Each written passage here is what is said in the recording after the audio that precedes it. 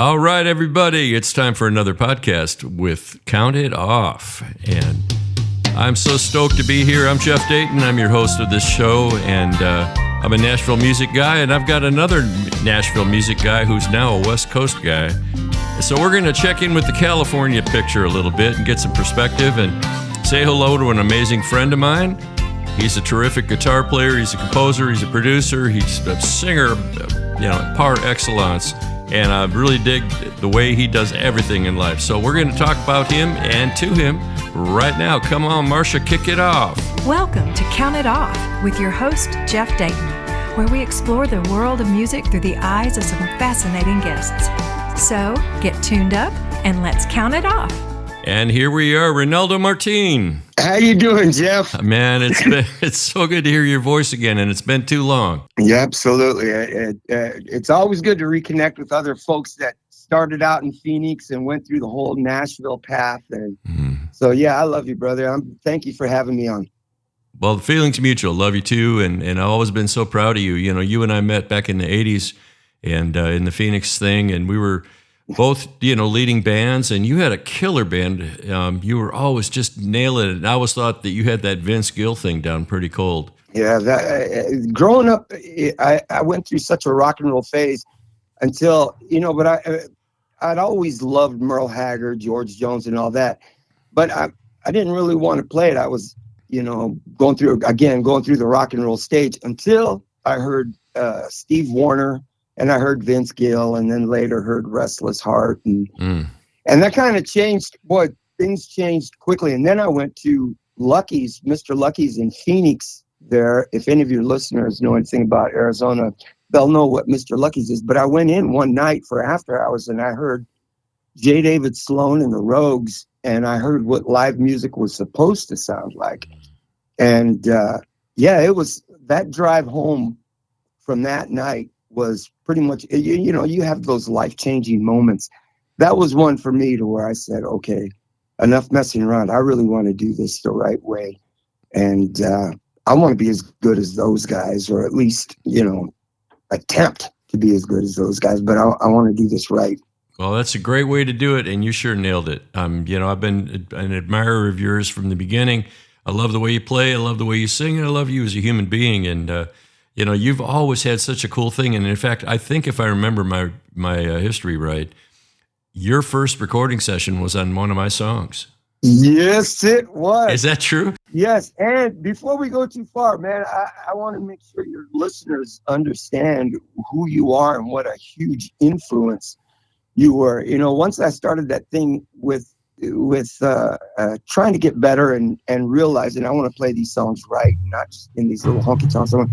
Man, the first time I'd heard you, I was in awe. And I realized there's a very, very small circle of guys here in Phoenix that, I'd learned early, always hang out with guys who are at the cusp of your abilities or even higher. And man, you were definitely one. You were always so nice to us, nice to me and to my sister. But yeah, the first session was with you.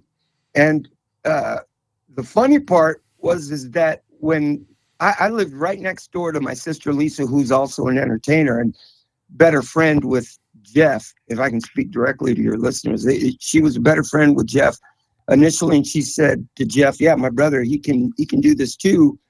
And so Jeff called her for a session and asked if I wanted to as well. Well, my sister and I were living close together, but it was out in this big set of acreage out there in the middle of South Phoenix. So she yells out the window, "Raynaldo, hey, you want to do a session for Jeff Dayton tonight?" And I yelled back, and she starts laughing, and she says, "Jeff Dayton?" She goes, "Yeah, Jeff, it's all set up." But after I yelled to you, he says, "Wow, you Martines know how to warm up for a session." Well, Lisa was an amazing singer and still a great memory to a lot of us here in Nashville. She had such a family here, and we lost her too soon. And I'm not, just for our listeners, she could nail it, and she had the passion, and you two together were unstoppable, really. Yeah. It was it was our household, man. Lisa and I grew up in a house where my mom says, you don't criticize anybody else's music. Anybody who wants to put something on the stereo in the front room, you don't criticize. And my mom would listen to Trios Los Panchos and Antonio Aguilar. And my sisters, or my dad, would listen to Merle and George Jones and Buck Owens. My sisters would listen to Isley Brothers and Earth, Wind and Fire and the early Jacksons and Aretha Franklin.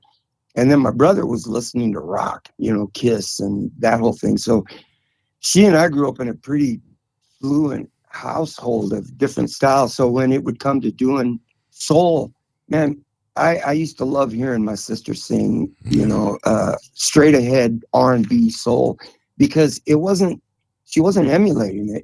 It came natural because we came up on that in the same way we came up on country music. Well, let's see if any of that bore itself out in your music. And I'm going to spin your latest single. It's called Beautiful to Me. It's your top request. And I want folks to hear this. So here comes Raynaldo Martine and Beautiful to Me. Come on.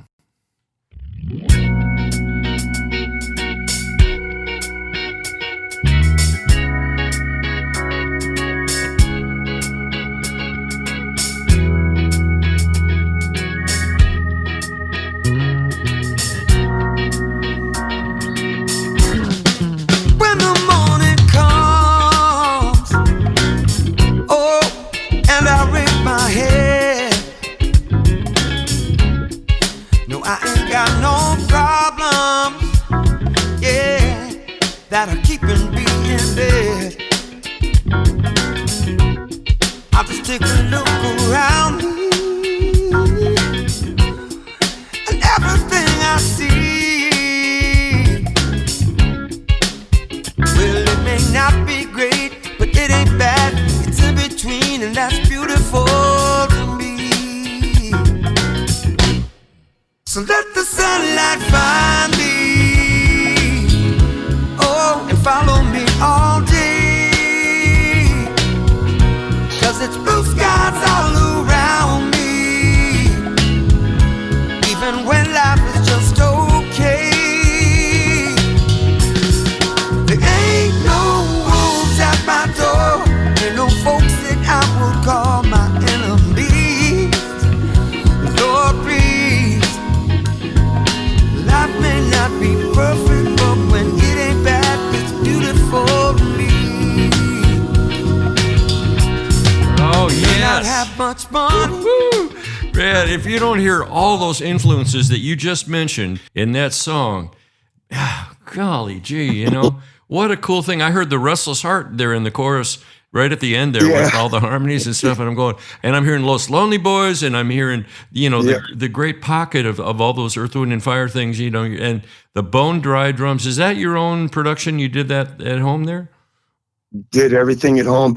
I did it during COVID. I figured in California, I know a lot of states didn't have this, but we had a full-blown, full-tilt boogie lockdown. We weren't allowed. You could go out for groceries and stand in line. But anyways, I figured if I'm going to be in here for the next couple of months, now's the time, if ever there was a time, to write and record an album. And so I got in here and just put together these ideas that I'd had from, different times. And it was, it was bittersweet, because I'm glad to get my stuff done, but then you're worried about, man, I got to work.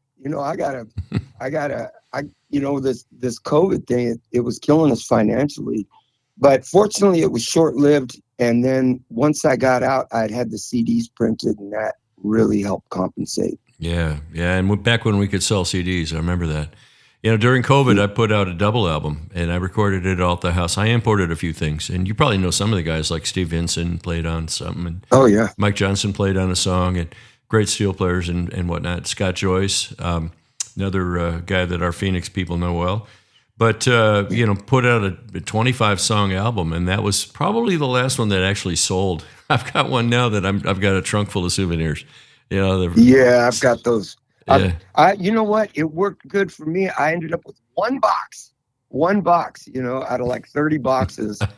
I ended up with one box left, so I figure there'll be something to give to the great grandkids. That's funny. It's like when you rent a car and you make the mistake of saying, I'll bring it back empty. You never can. There's always a 2/3 of a tank in it. It's like, God, can I just drive around the parking lot for a while? That's great. Yeah. Well, your chops are amazing. And I think I recognize that bass player on that. That's you, isn't it? That's a real deal, man. Me. I can tell you because I forgot what a good bass player you are. Well, folks that are listening, a lot of our crowd is trop rock music, which is the coastal Americana. It's the Americana of the Gulf and whatnot, and a lot of it's Key West and the Caribbean islands and stuff. So I thought it'd be kind of cool if we could check in with you and find out from you what kind of vibe there is on the West Coast, because you're out in Southern California. Are you Orange County or farther south? Further south. I'm down in San Diego County. Okay, so there's got to be some bands. I mean, last time I was down in Capistrano, I ran into a band called Yachty by Nature. Yeah, I don't believe I know of those guys. I'll tell you what, there's a lot of out here, and I didn't realize that the community was so big and so well regarded was the reggae community. But San Diego, man, there's a huge reggae thing out there, and a lot of those guys are all national level bands.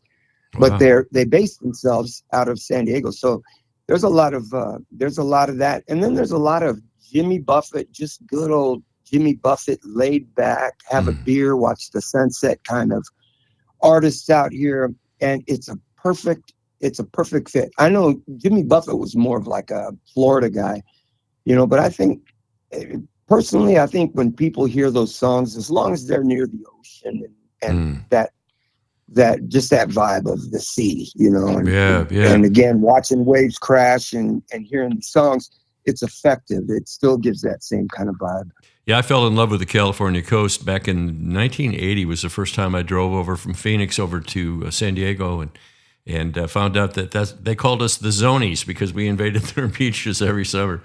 And getting over to Pacific Beach became kind of like my homing area, and hanging out, sitting on a short wall there, watching people play over the line and drinking Miller beer back then, which is what we drank in the Dayton Privet Band. Anyway, it was just such a scene, and that sun going down on the California coast, and of course, you have the Beach Boys. Yeah, I mean, they kind of played on that whole thing too. I'm going to put it to you. I bet you don't have anything right now, but if you've got something in you that's sort of like that, just chilling and having a beer and watching the sun go down kind of thing, send it over to me. I'd love to play it on the show. Oh, you'd be first choice, man. Let's put it. No, I mean you sing it, and I'm just going to play it on the station. I'm not. Oh, okay. Yeah, man, I want to hear you do it. Here we go. Oh yeah. This is Chillo. Yeah. Look at me, just relaxing on a beach with nothing on my mind at all but watching the sand crabs crawl. I think that'd be great if we had a Raynaldo spin on that, Yeah, man, I love it. Yeah. I love the idea, and that works. That kind of stuff works out here so well. So I know that this is a trop rock kind of community. So I'm going to say something that might offend briefly, but I was never really like this big, huge Jimmy Buffett fan. I was just kind of take it or leave it. Living in Phoenix, people would ask for Margaritaville, and it was always like, all right, I'll do it. Yeah, we all love Jimmy Buffett, and that's a huge part of our beach music scene here, in Nashville and down to Key West and all the places.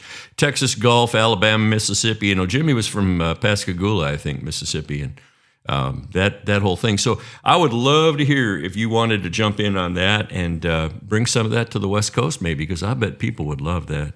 Hey, let me ask you this. Absolutely. I've got a few questions for you, and I'm just going to hit you up real quick. And one of them is, do you have a favorite Jimmy Buffett song that you like? No, you know what? It took me a while to understand Jimmy Buffett. When I was younger, I was one of those take or leave. But once I came out here to Southern California and I caught the vibe, now I completely understand him. And it's the most common one. It's 5 o'clock somewhere. Mm-hmm. I love 5 o'clock somewhere. I love doing that song. I love watching what it does to people, because most of the folks out here are on vacation, and you play 5 o'clock somewhere. Part of it is the song, the melody, what it's about. But the other part is seeing all the tourists react to it, realizing, hey, we're on vacation here in 5 o'clock somewhere, Does that make sense? Yeah, it does. That's great. And I have the same thing happen to me when I go play even in the Caribbean or anywhere down along the coast. There are places along Perdido Key and whatnot, Key West. If they recognize it and it's beachy, they're all in. And it's growing as a format. I didn't really have anything to do with that format until they found me. A radio station ran across one of my songs called Shipwrecks, Pirates, and Gold. They said, have you got any more? I said, well, not really, but I'll check it out, And so I found out if they're playing my stuff on the radio, I might as well chase that kitty, And absolutely. So I ended up with... You know what, though, Jeff? Honestly, it's a great fit for you, man. You sound good. It sounds natural. You sound happy. It fits. It's a great fit. When you had sent me the CD before, and this was a few years ago, that was the first thing I noticed is that it fits you every bit as well as just doing straight country music, Oh, man, thanks. Well, and we both love the classics because we were both brought up on it. And all the people you mentioned, Haggard and all that great stuff. And Waylon, Waylon was in a Phoenix picture for a long, long time. And huge influence, though, that whole thing. Yeah, definitely. And especially just that, another guy was like Ray Price and any of those old swings. But there's a joy in hearing those songs, but there's people who don't play music will never know the joy of playing the songs. Hearing them is one thing and dancing to them is, but there's a joy to playing those old, chase each other around the room. Oh, man, right on. Yeah, that was a staple at Lucky's. And I played Lucky's probably less than you did. And I feel like I really earned my merit badge. So that's some good times. Oh, absolutely. Yeah. You were definitely a Lucky's alumni. Absolutely. Well, let's get some more Raynaldo Martine music here. Our guest, Raynaldo Martine from Oceanside, California. And we're going to hear a little bit of Simplify. Love it already. I got people always knocking. I got a girl that don't stop talking. I think it's time to simplify.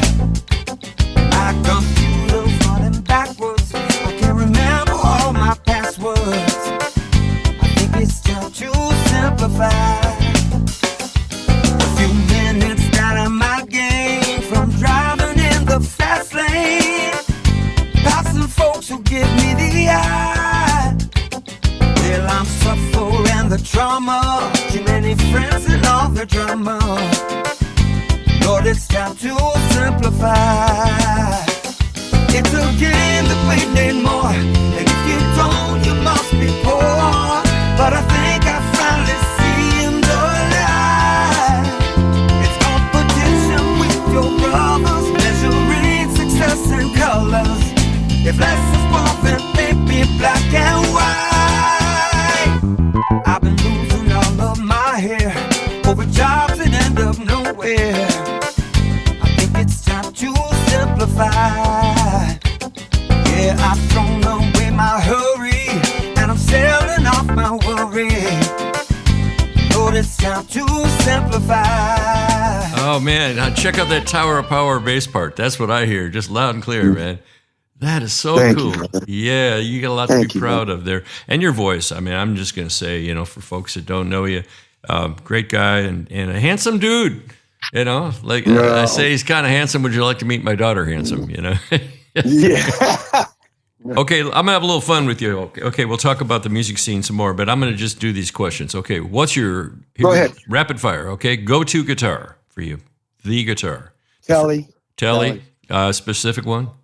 No, you know what? I've got my own. That's actually kind of a trick answer because I carved out a Strat position, that center position pickup on my Telly, and I put a Bigsby on it. So it's not really a normal Telly. It's kind of like a Telly Strat with a Bigsby on it. I put that on for recording. All right. What's your favorite beach in California? Oceanside Beach. Absolutely Oceanside Beach. And the pier is beautiful here. Now, would you go down to PB at all or La Jolla? Do you like those beaches? Yeah, they're gorgeous. They're a little more crowded. There's a lot more traffic there, but they're beautiful. A good thing about Southern California is they do keep the beaches very clean here. Yeah. You know, I've had the good fortune of playing some shows down in Rancho Santa Fe and Del Mar and that area. Oh, yeah. You know, and it's just, it's beautiful, beautiful. In Del Mar one night, private party right on the beach. Oh. Like a beach wall, you know, in the sand, and you walked out of their backyard there. There was a big old Hungarian pot dinner going together, stirring this beautiful sunset, you know, and just incredible setting, and that warm California sun coming down. I said, how much is this house? She goes, well, it's 13 million, but don't be impressed because they're all 13 million along here. Oh, well. Hey, but let me ask you something. Yeah. When you're playing a gig like that, does it also affect how you play when you're looking out at the sunset and the beach and you're playing these songs? Being in that type of a context, man, it brings out a different type of playing and a different type of joy in playing, rather than being in some restaurant or, all right.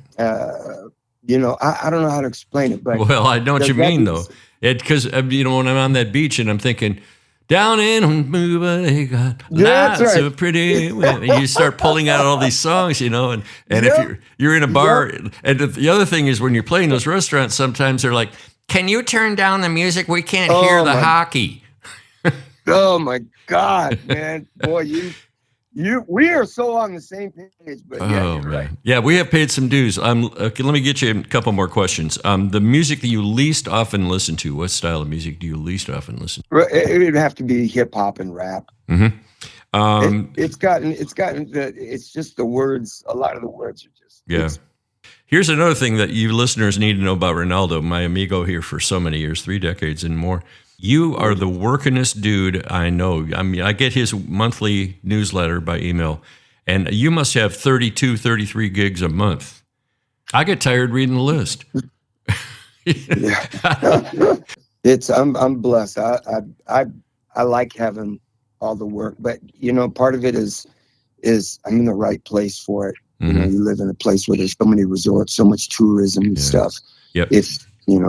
Okay, a couple more questions. Songwriting heroes.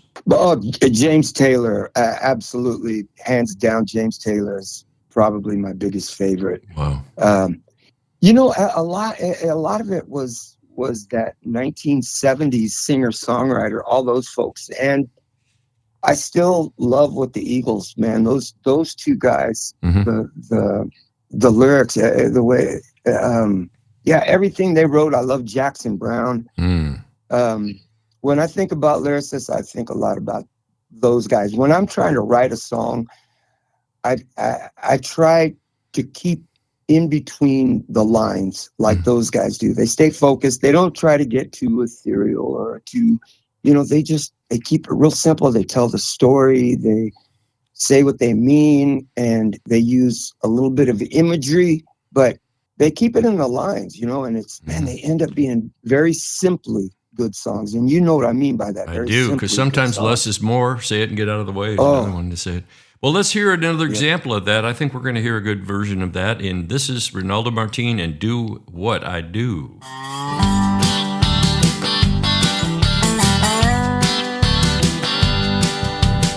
Don't ever listen to songs on the radio just long enough for the news. Can't take the chance that I'd hear that simple melody that might remind me of you. But I know in time I'll get back some peace of mind. Oh yeah, 'cause I do what I do just to help me forget about you. Man, is that good or what, guys? Oh, Lord. There's that Restless Heart vocal thing again. Your vocals are, I'm such a fan. I'm just going to say, I'm fanning hard over here. God bless you, man. God bless you. Well, let's talk about your career a little bit, because you've had and are having a great career. I know that when you left Phoenix, you know, you were riding high. In fact, you were playing with Jay David and the guys at Mr. Lucky's, and you were a wonderful force up there. It was after Ray Herndon left for Nashville, and then you kind of ended up out here. What year was that? That would have been about 1990, maybe 1991. Okay. About 1991. So there you were, Right. and then you came to Nashville, and what did you do when you got here? I mean, because people like to come to Nashville. They don't know what to do. For anybody thinking about going to Nashville, let me say this. Just go. Just go. Give it a try. Go out to jam sessions. Do open mic. Do whatever you got to do to find a circle. And it's crazy. Where you think the work is going to come from, 90% of the time it comes from someplace else where you don't think it's going to come from, where you didn't expect it, I guess I should say. I wasn't a big Ronnie McDowell fan. And I liked him, okay, but I wasn't this big fan, or it wasn't anything I had my sights on. But when I got there, the first gig I got of all the artists out there was Ronnie McDowell. And he turned out to be the best performer I'd ever, still to this day, worked for.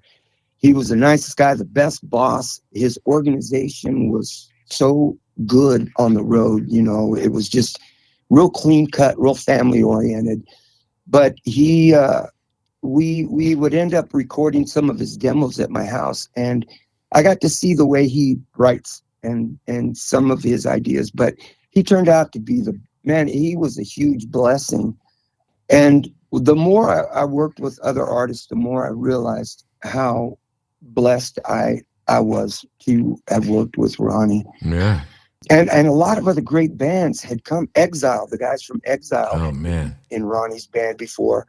The guys from, what are they called? The Kentucky Headhunters. Yeah. They were his backup band. He's had all these great bands, and parts of Diamond Rio were in his band. And so he's always had these really good musicians. And so it was a lot of fun to be on the bus and hear stories of all these guys I grew up loving. Man, that's great.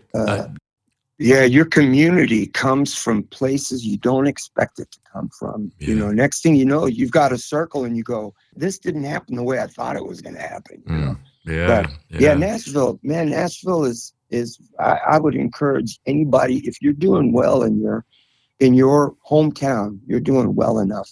Yeah. Figure out how to get out there. And worst case scenarios, even if you don't stay, if you just only stay there for a year or two, you're going to end up with a wealth of knowledge of not just better music, of how to do music a little better, but of how the business works, how to songwrite, how you're going to learn. You're just going to come out of there learning. And if you get enough of a circle and you can stay there, then you stay there. I was blessed. I was there for about a decade, and I took every year as, please, Lord, let me get through, just keep me here for another year. Just keep me working. When I was back there, there was a 7-month, we used to call people 7-month guys. But these were guys that would show up with, a little bit of that's, usually from smaller town, small town ego of, wait till y'all get a load of me. And you can tell by the way they're talking that there's a little too much confidence. But I don't know if you know Tom Thielen. He was a buddy of mine I worked with back there a lot. Really, really great bass player, and worked with Jerry Reed. But anyways, he was the one who said that he's a 7-month guy. And I said, what is the 7? And he explained these guys only last, it's almost always universally 7 months. And over the time I was there, it's insane how close it is to right about 7 months, these people who show up and they're overconfident. Yeah. And it's always right about 7 months. They go, I've had enough of this, man. I'm on my way back home. A common topic on this podcast, and we call it Count It Off, the fresh new window into the world of music. I've noticed that everybody agrees that to be a success in this town or in anything, really, you've got to be a good hang. You got to have that chill kind of like, hey, man, good to see you. I don't think I've ever seen Steve Wariner even look cross-eyed at a plate of food. I mean, he's just that's fine, Jeff. Hi. It was, man. Yeah. I remember when we had Steve Wariner come in, name dropping, so watch your toes, folks. And we were playing down at Cactus County, or Cactus Country, whatever it was, at the Holiday Inn on Apache back in about 84, 83, something like that. Oh, right. And we're set up and there's a big railing around the upper. So the place is packed because it's Wranglers and boots and, everybody's cowboyed up in Alabama and all that stuff we're playing. And Steve Wariner had Your Memory, which was his first top 5 record. And he's up there singing and we're doing Your Memory. And all of a sudden, somebody up above drops a strawberry daiquiri all over Tom Sawyer's drum set from the second level. And it goes splash. And we turned around and Tom was already out of his chair to go up there and beat the you-know-what out of whoever it was that threw a drink at him. And Steve turns around and they had that huge stuffed moose head on the wall. He goes, "Hey, this moose is spitting on me." He wasn't bugged at all. Yeah. Oh, God. And you and I share a common history, too, that we both played with Kenny Chesney. Absolutely. Mine was probably shorter lived than yours. I was only out with you for a month and a half, 2 months. That's about what I had. I had the first quarter of 2003. I was subbing for Tim Hensley, who came along after you were there. But, watching a guy come along like when you guys were playing clubs with Kenny, probably, right? Yeah, we played a couple small, there was a couple small arenas, but yeah, you're right. It was about 90%, it was all clubs. Yeah, so you would be playing like a Tooley's or whatever, Billy Bob's or something like that. Yep, exactly. And he had and it's so funny how this little circle, we were just talking about Ray Herndon, but his hit when I came on board was one of the songs that Ray Herndon, another one of our friends from Phoenix, had co-written. Well, Ordinary, no, really don't think so. Me and You. Yeah. So it was funny. I'm out with him and he's singing a song that one of our other buddies from Phoenix had written. I love that. And it's just, man, the way the circle's assembled, it's insane. Yeah. And then when I came along, he was doing arenas. And we were doing anything from Huntsville, which is about 9,000, to Tampa, where we were in the Ice Palace, which is what they called it then. I think it was 23,000 seats. That was quite an experience. That was before he started stadiums, and I just missed the start of that era in his career because we had 45 people out on the tour with us in 7 buses and 7 trucks, I think, and we picked up 45 local hands when we get there. The deck was up, and they were just in and out people and taking care of all these other jobs. And man, it was something else. This rock and roll life. During that time, the reason I'd come off the road is I had my own deal working on Sony. And then we ended up passing because they wanted me to do Hispanic. They wanted me to do the same songs, but in Spanish. Mm. And so we asked if we could shop somewhere else, and it got picked up by Warner Brothers. And Sony asked if they could, or told us, go ahead and shop it. We still get first right of refusal. So we went to Warner Brothers with it, but I was so busy trying to get my own thing off the ground that I wasn't wanting to be out of town as much. And, there were other things that were coming up, Mark Chestnut and other things that I wanted to stay closer to home, and I didn't want to miss an opportunity because I was out working with somebody else who already has their opportunity. You know what I mean? Right. Well, let's listen to a little bit more of your music. This is Raynaldo Martine, our wonderful guest, and this is Beautiful Thing. Dark hair, dark eyes, she's the end of all my dark skies. She brings rainbows and all the pain goes out of my life. I can't find the right line, ain't no words that exist to define. She gives me chills, the way that she feels something inside. She's the kind of girl that anywhere she goes, the weather changes and that's the way the wind blows. Whole world's gonna know about my good love. A big smile and a bigger case of love struck. Living a moment, I'm wearing my heart out on my sleeve. Believing in all the beautiful things we should believe. And all of my buddies will think it's kind of funny, but it just don't mean a thing. I'm like a puppy on a string, but it's a beautiful thing. Yeah. Oh yeah. Exile Strikes Again. You're exactly right, man. Restless Heart, Exile, all these guys were such huge influences. And one of the nice things is that, and you know what I'm talking about, when you're playing, people are always coming, oh, we love what you're doing, and you get more of that than you do the opportunity to be in awe. And to be in awe is wonderful. I love that feeling. And one day we were out on the road I was with Ronnie, And it was me and the drummer, and we were having breakfast, and we were in Branson, Missouri. And all 4 of the guys from Exile were down there having breakfast as well. And they had just walked in. Well, they knew this drummer that, because they all knew each other from the circle. Anyways, they said, hey, man, so you mind if we sit with you? And he goes, no, man. So we pull up the chairs, and these guys, they order. And I'm sitting there looking at my heroes from Exile. And the only thing I could think was, what a wonderful feeling to be in awe of, I love that feeling to be in awe, and that it still feels good to be able to be in awe. And never get so full of yourself that you're not able to just go, I still get that with you, when you came out here to California and we played that gig, it was nice to have to go, okay, man, watch what you're playing, play, keep focus when you're playing your solos, this is Jeff. Oh. And so it's those kinds of things, man, I'm thrilled that I have that. I know some folks, they try to get over that fear or that tension that it brings, but it's a beautiful, man, that is beautiful to have that.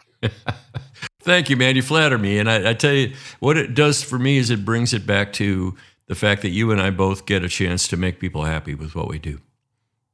Oh boy, isn't that it? That's, and sometimes they don't even come up. It's not them coming up and saying, man, we really love what you did or anything like that. Sometimes just watching them. There's gigs I'll play where the family's eating, and the grandparent grabs the little 5-year-old granddaughter and comes out and starts dancing with her.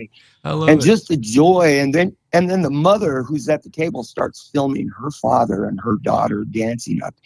But you're watching, everybody's all smiles, and you're going, God, man, I love what I do. I love what I do. We're so blessed. Indeed, we're blessed. Amen. Mahalo ke akua, as they say in Hawaii. That's terrific. We're going to play one more of your songs today before we go, but I want to just ask you real quick, another lightning round, okay? Gibson or Fender? Fender. Oat milk or whole milk? Oat milk. Okay. Day off, jeans or sweats? Sweats. Okay. And barefoot or flip-flops? Barefoot. All right. Good questions, though. Those are some really good questions, brother. It took a minute. I didn't just make them up. I sat and thought about it for a second. Well, Raynaldo Martine, Phoenix, Arizona to California to Nashville to California to, you have so much beautiful, beautiful music, and your songs and your recordings are amazing. And I hope that you and I can put something together for my next release. And I'm going to send one over to you and see if you can put your thing on it. Absolutely, man. I'd be honored, brother. Yeah, honored. You know that. Well, thanks. And we'll do something with a little tropical feel so we can fit it into that part of my life. And folks, I hope you've enjoyed getting to meet Raynaldo. I want to play him a little bit because I got so much of your music queued up here. So just for fun, we're going to start off with this. This is a song that rocks, and I was wondering if it was going to be beachy, but it's a rocker. It's called Oceanside Song. AC/DC, anybody? Come on. 40 hours and the week is through. It's perfect weather. We come together. It all begins on Mission Avenue. We got the cold beer. We brew it right here. The tourists think we must be out of our minds. They're gonna know that we never hold back. From Mission Avenue Bar and Grill to Hello Betty, we're always ready for a mini vacation here in Oceanside. The sun is always shining, so we do it seaside. Everybody's ready from the morning into the night. No, we don't need a getaway cruise to the Bahamas when we can raise our glasses here at Johnny Manana's. Everything's better everywhere in Oceanside. Hey, you know it's all Man, there's your song, guys, for California beach music, Oceanside, Raynaldo Martine. You cleverly slipped in some bars you play at. Yep. Boy, that helps with bookings. Oh, I bet you would like, well, they'd mentioned Johnny Manana's. Oh, man, they mentioned Betty's and, all that. A little product placement. Product placement. Yeah, you're in a movie and you're sipping a Pepsi, and then the next minute it's a Coke. It's like I couldn't figure out which way to go. I'm bicola. No, I was going to say that Oceanside song, by putting in some of the names of the places, it also helps with the local community because they know all these places, and so they hear the song, and especially if the place I'm playing at is one of the places in the song. But it's fun, man. You know what I'm talking about. It's good fun to do those things, and people are there, and it's the place, and I don't know. It's kind of silly, but it's effective. Well, it's entertainment. And people love to be entertained. I have a friend named Johnny Helm on Oahu in Waikiki. He works around there and all over in the island there. And he's the same way. And you'll walk in the bar and suddenly you'll hear him. He's singing about, and Jeff Dayton was in the middle of the lyric. And he's just, I would love you guys to meet someday because you both would just have a time tearing it off. And he's a terrific singer. I'm going to get a podcast interview with him someday, but I remember one time we were talking, and he's got this really cool kind of alternative, like, late 90s, early 2000s kind of guitar band thing, Yellow Card, The Fray, like all that cool stuff, Wallflowers. Right. And he's got a cool thing for that, raspy a little bit. And I said, Johnny, you got such a cool alternative voice, man. Have you ever thought about like going to Nashville and giving it a swing? And he goes, bruh, I live on the North Shore. I surf all day. I play these little gigs. I'm pretty. Boy, isn't that the truth? Yeah, it's like, once. Yeah. I withdraw my stupid question. Once you're here and you make a living out of being on the ocean playing, it's really tough to leave. You would fit right in with our bunch that does the Gulf, and we do Key West every fall for Trop Rock and Duval, which you'll hear more about coming up again. I'm going back for another full week of it this year. In October into early November, and it's kind of like a Parrot Head family type of people, and man, there's so much good music and good people, but your music stands out in the quality of what you're doing. So, folks, look up Raynaldo Martine. Yeah, can you direct us to your website? Yeah, it's Raynaldo Live, RAYNALDO.live, LIVE. Oh, great! So it's like .com, but it's .live. Yep, .live, Raynaldo.live. Most people spell their Raynaldo with an E, but my family, they drink, so they spell it with an A. Oh, that's beautiful. Which is the first part of AA.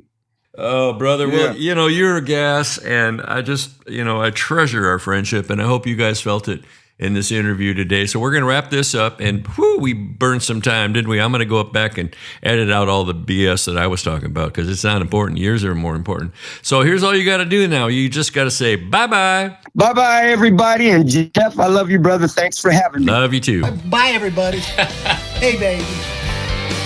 Thanks for joining us, and we hope you enjoyed this show. We invite you to check out all the other episodes and share this channel with all of your friends. Until next time, peace.